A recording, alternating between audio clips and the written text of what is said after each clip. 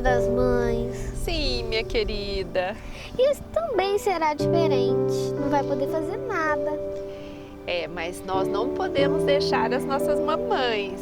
Nós precisamos demonstrar a elas o nosso carinho, a nossa gratidão. Se você pudesse mandar um recado agora para sua mãe, o que você falaria? Mãe, do fundo do meu coração, eu te amo.